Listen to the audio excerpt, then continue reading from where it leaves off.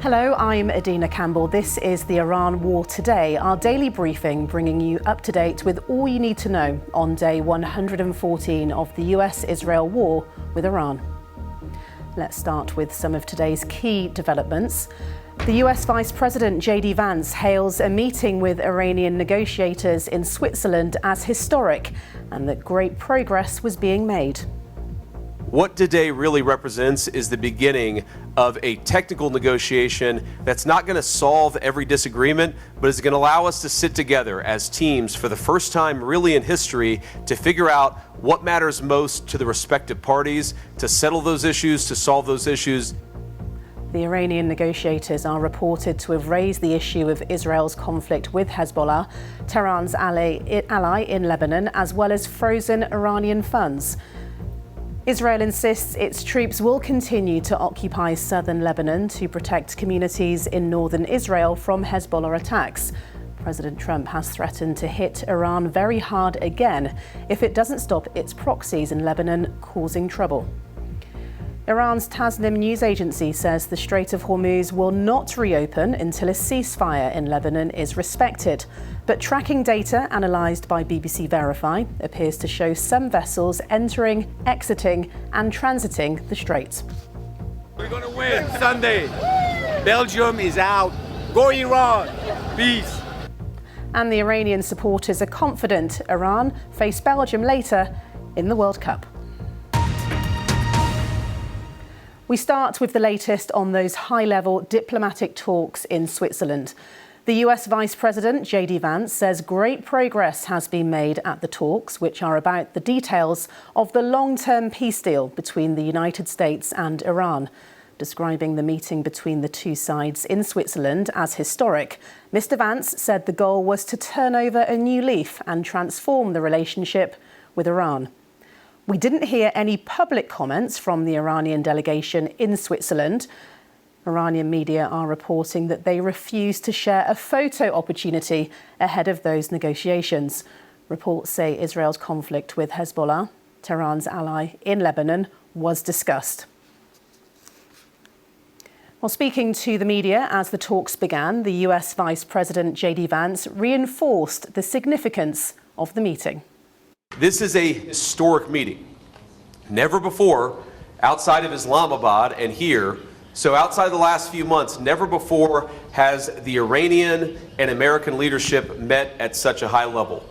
What the president has asked us to do is turn over a new leaf, to transform our relationship with the people of Iran and to extend an outstretched hand that says to the people of Iran that if your leadership is willing to give up being a driver of regional instability, if they are willing to give up nuclear weapons ambitions for the long term, then the United States is willing to fundamentally transform our relationship with that country. That is certainly our goal. We've already made great progress over just the last few hours, and I expect that we'll make additional progress in the hours to come. Thank you all. The US Vice President, only took a couple of questions from the media. One was about the situation in Lebanon. Take a listen to what he said. I think that the President of the United States and the United States of America have done more to stop the conflict in Lebanon than any government anywhere in the world over the last few months, and we're going to keep on working towards it. As I think a lot of you appreciate, peace is never easy. Peace always requires a little bit of work. It always requires a little bit of give and take. But the President of the United States is committed not just to peace between the United States and Iran. The President is committed to a regional peace, which is why we're here working so hard to settle our issues. The BBC's Persian special correspondent Kazra Naji is at the talks in Switzerland and joins us now. And Kazra, what are you hearing about what was discussed today? In the last hour or so, we're getting indications here that things are not going very well at all. There are reports that the Iranian delegation has left in protest, has left the negotiation room in protest, and they are weighing their options, i.e. they're thinking about going back to Iran. There are reports from Iranian news agencies, hardline ones, that are saying that the Iranian delegation has left the venue here. But that is not true. We're getting reports that the Iranian delegation is still here and the Pakistani side is trying to mediate. It seems that the Iranians are unhappy about two things. One is that they are very unhappy about the presence of cameras at the start of the talks this afternoon. If you remember or seen the pictures, there were the leaders of the three delegations, Pakistan, Qatar and the US, and Iran was not there. Apparently, Iranians protested that this was not the case and cameras were not supposed to be there. And then the Americans, apparently, one American source is quoted as saying that no, in fact, we had agreed for the start of the talks to be recorded and all of them to be together and even shaking hands together.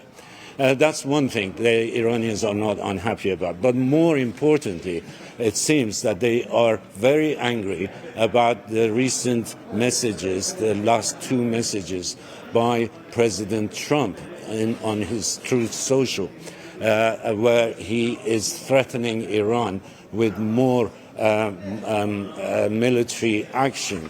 And that has sort of soured the atmosphere and angered the Iranian side. It's interesting what Trump said. Trump, in his last tweet on Truth Social, says Iran must immediately stop their highly paid proxies in Lebanon from causing trouble. If they don't, we will hit Iran very hard again, just like last week, only harder. So that is a language of threat, of course, there's no doubt about that. And that is not quite in line with what JD Vance was saying, very positive things about how progress has been made and how we can change the picture in the Middle East. And in 1 hour ago, the head of the Iranian delegation, Mohammad Baqir Ghalibaf, tweeted responding to President Trump's tweet. And he says, interestingly, we do not take Americans' threats seriously. They'd better watch their words. Our armed forces are ready to respond in another way. No matter how much they talk, it is we who take action. So the Iranian side are saying that they basically take action if the American side keeps on with this sort of threatening language. So everything is up in the air at the moment. We don't know whether the talks are going to continue or are we seeing the end of these talks. Well, we will be watching closely, Kazra. For the moment, thank you for your insight. That's Kazra Nalji, our special correspondent in. Now, in Lebanon, it's been a key part of those talks. Israel is insisting its troops will continue to occupy southern Lebanon. That's contrary to Iran's demand that they will withdraw as part of the ceasefire deal. Israel's Defense Minister, Israel Katz, said they would continue to be based there to protect communities in the north of Israel from a Hezbollah attack. Lebanon's state news agency says that Israeli strikes killed at least 20 people in Lebanon on Saturday. Israel said the strikes were in response to projectiles fired by Hezbollah. Meanwhile, in a post on his Truth Social account, President Trump said Iran must immediately stop their highly paid proxies in Lebanon from causing trouble. If they don't, he added, we'll hit Iran very hard again, just like we did last week, only harder. Now, after that post, Iran's chief negotiator warned the United States against making threats, vowing that Iranian armed forces are ready to respond. Our correspondent, Charlotte Gallagher, is in Jerusalem and joins us now. And Charlotte, what has Israel Katz said and what is the area he's talking about here? Well, both Israel Katz and the Prime Minister Benjamin Netanyahu said today that Israeli troops would not withdraw from what they call the security strip in southern Lebanon. So, as that suggests, it's close to the border with northern Israel. And they say they're not leaving there until Hezbollah present no longer a threat to people living in northern Israel. They say they can attack, they can send over rockets, they can send drones, and people in northern Israel are at risk. So they've been saying this all week, essentially. Even when that ceasefire was announced on Friday, they said that the IDF would remain inside southern Lebanon until Hezbollah disarm. Well, Hezbollah say they won't disarm until Israeli troops leave. So you can sort of see why we're in a bit of a stalemate situation and why any kind of ceasefire is really difficult to keep. And we know that President Trump has criticised Israel's strikes in Lebanon in the past. How has his position changed over the last few days or so? Well, he's been incredibly critical. A couple of times he said to Israel, you don't need to blow up a whole building if you're just looking for one Hezbollah fighter. And people inside Israel were quite concerned when they saw that MOU between Iran and the US, because they thought somewhere in the text there would be something about the US saying to Iran, you can no longer fund proxy groups, particularly Hezbollah, inside Lebanon. But there was nothing. Now Donald Trump has said that essentially Iran has to rein in this group, which it funds inside Lebanon. So a bit of a change in position, turning the blame towards Iran instead of Israel in previous days. But I think it's showing how desperate he is to keep this peace deal going. I know obviously he's threatened to effectively bomb Iran if they don't stop arming Hezbollah and they don't rein them in. But he's very keen to keep this peace deal on the road, to keep the Strait of Hormuz open and to get things back to normal, essentially. Charlotte, for the moment, thank you. That's our correspondent, Charlotte Gallagher, in Jerusalem. Well, Iran's Tasnim news agency says that the Strait of Hormuz will not reopen until a ceasefire in Lebanon is respected. US officials have disputed that the strait is closed, and BBC Verify has analysed location data on the maritime website Marine Traffic. According to that data, 4 tankers have been tracked passing through the strait today. 4 other vessels, all cargo or carrier ships, appear to be heading eastwards after being stationary on the western approach to the strait since the end of last week. In the other direction, 4 vessels appear to be heading out of the strait westwards, having departed waters off the Iranian coast. We should say that this is likely not the complete picture, though, as the tracking data may not capture all movements of vessels in the strait, as some may have their trackers turned off.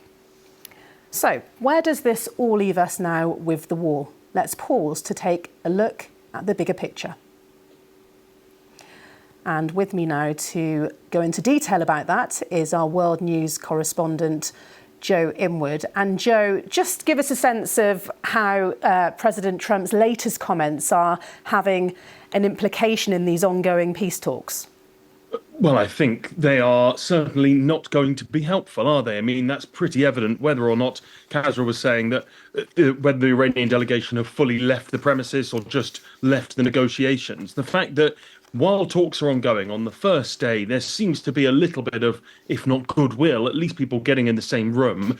He comes out with these bellicose threats, which he does repeatedly, and we should say often doesn't seem to follow through on. Well, that is not going to make anything any easier, and I think it'd be particularly frustrating for the Qataris and for the Pakistanis. So I think it should be said, especially the Pakistanis have put a huge amount of effort and political capital into getting these two sides into the same room together.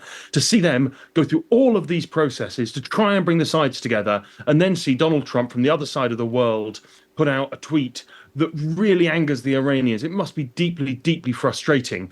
We don't know at this point whether it's scuppered the chances of these talks lasting a couple of days, but it certainly can't have helped them. And Joe, just going back to what the US Vice-President JD Vance said ahead of these talks, he called this a technical negotiation. What's your read on that and just how much weight these talks carry?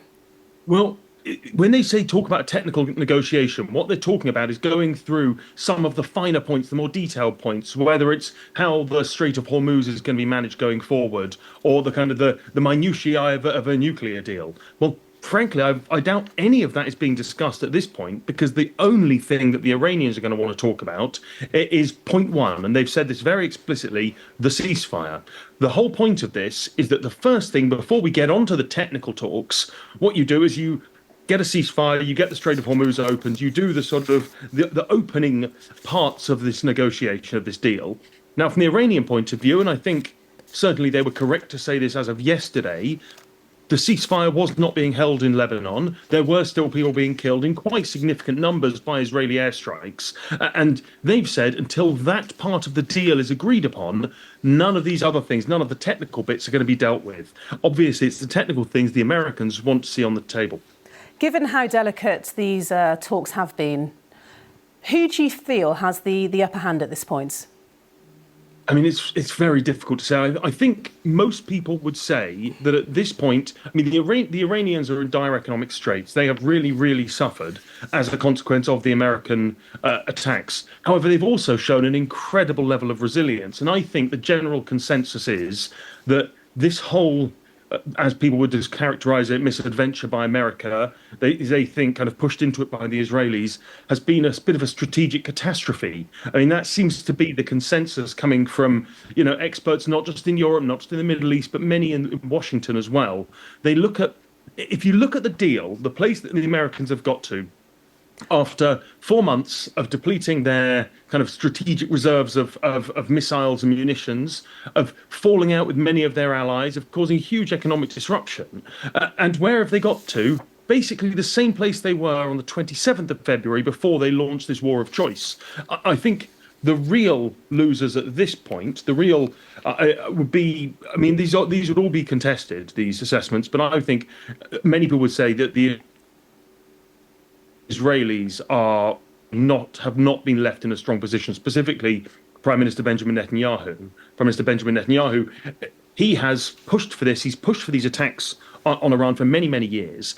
And the position he's been left in is one where they haven't achieved the strategic aims. And he has really expended a huge amount of his political capital within Washington. The alliance is looking very shaky.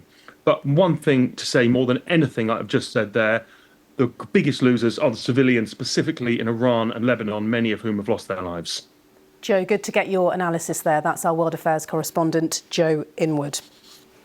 Finally, to the World Cup, and Iran face Belgium later, with their crucial game being played at the Los Angeles Stadium.